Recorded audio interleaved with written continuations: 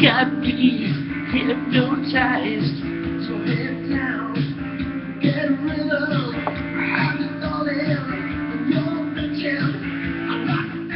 What's up, fucking assholes?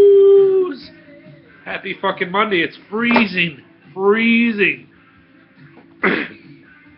Like subarctic fucking below fucking 0-degree weather here. Sure Rob fucking Moore is plenty used to this shit, but we are not. This fucking weather sucks. It's windy too. It's just ridiculously bad. Hope everybody had a good fucking weekend. Mine was long. No President's Day. Victory by the Islanders, which is why I'm kind of trying to get this little thing out of the way here, because I never do a good video booking whatever thing while I'm watching the Islanders, because I'm way too distracted. So I try to squeeze them in between periods or before they even start. They start another half hour, so I figured I'd start here. Anyway, wanted to show you guys this, and I probably should that's the X-Men one. I told you guys that there was a lot of characters on this Uncanny X-Men, and there is. It's 360 degrees of fucking characters. That's a really nice glass. I like it. Let me get a little closer look. I don't want to get too close because I had this fucking, thing where I thought I spilled all of this beer on the keyboard, and then that ended the video pretty fucking quick, wouldn't it? Wouldn't that end the video right quick? Josh would probably tell you I can't do any accent whatsoever. Anyway, what are we talking about today? Some fucking Wolverine was brought up, I know that. Wanted to touch on him a little bit. Wolverine and how comic accurate he is. How is Jackman's Wolverine in the movie? Now, the problem is that as far as general audience is concerned, we don't have any frame of reference as far as Wolverine is concerned. The only basis of characterization we have to go on is what has been tossed at us so far. Now, in X-Men 1, he had the only moment where he was Logan to me was when he was in the fucking cage smoking his cigarette. Was he smoking? Whatever. When he just got done beating another guy and he was waiting to beat up the other guy. The expressions on his face and the way he was just acting, his general demeanor. In that moment there was very fucking Logan-esque as far as I'm concerned. And then the rest of the movie, whatever. I mean, other than, him having like an attachment to Rogue, don't worry, I'm not going to get into the travesty that the rapage of Rogue's character at this time. We'll just kind of fucking glaze over that and just move on to the fact that his kind of, he feels obliged to protect.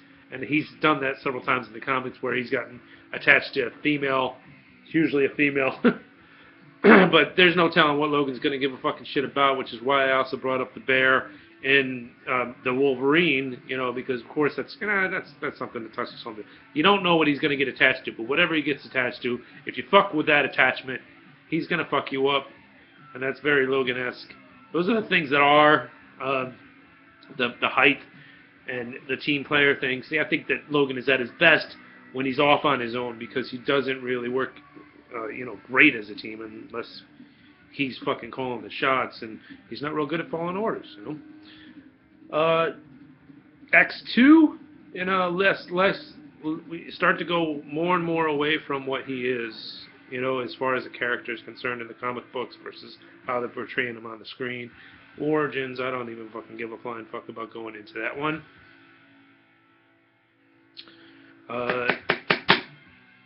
And that's, I don't know, I don't have much more to say on that, other than that, it's, the height obviously is the thing. I've always wanted to fucking see somebody call him Runt on screen, and that's not going to happen until Jackman retires being, what is he, like 6'3", 6 foot or something. He's like 6'2" or something like that. 6'3". I have no idea how tall he is, but he's way too tall to be called Runt. Moving on.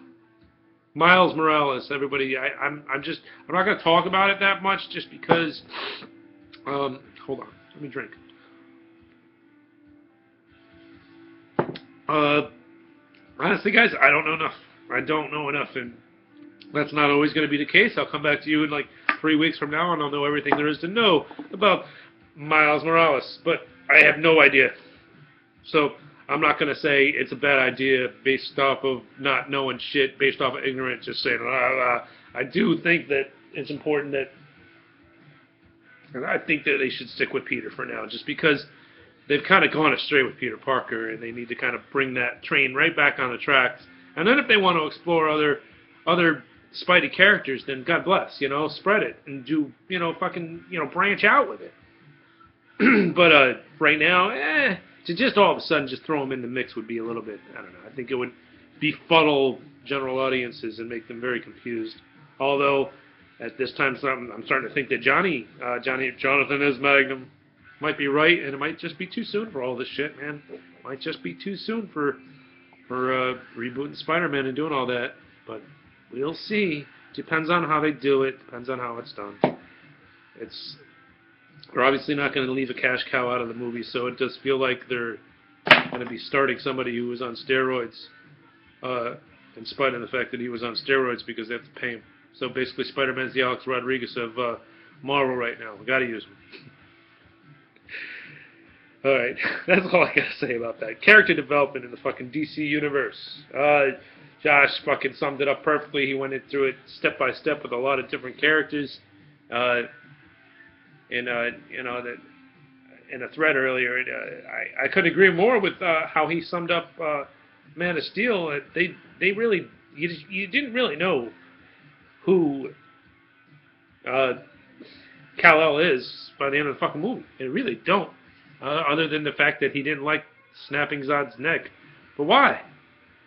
Like, seriously, that's the seriously confusing part of the movie. In fact, it bothered a lot of people that they killed him, that he killed somebody in that movie. I know that was one of those things that just, a lot of my friends who were jealous, the whole thing was like, oh my God, Superman killed somebody, he doesn't kill people, blah, blah, blah.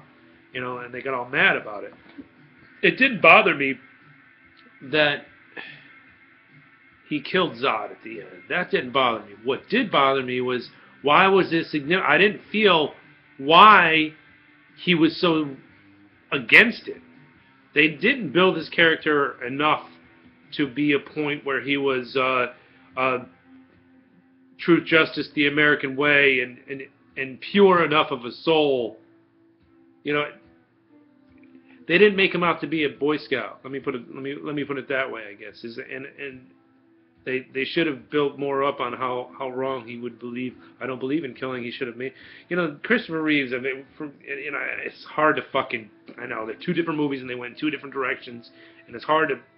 I don't even want to get into it too much because I could go on and on about how great it was that Christopher Reeve was like, I never lie, Lois, and that fucking scene right there kind of like showed you what his innocence was. Even though he was this powerful being, he had an innocence to him, and I never got that with Cavill. I never got that with this version of Superman. The version I get of this Superman is he's a little bit darker, so he is capable of killing him. Why should he give a shit at all that he snapped Zod's neck? Why should he care at all? So that was my biggest, problem with the end of that movie. It was like he screamed out, and I was like, okay, why is he screaming? Basically, like this character here. Why does he care? Why does he care? I didn't see anything to demonstrate that he actually gives a shit this much about each individual life, because they didn't develop his character enough. And that's all I got to say about that. And I'm at 9:24, so I'm going to fucking stop now before this whole thing goes crazy and doesn't want to record for me. Love you guys. Peace. Have a great week.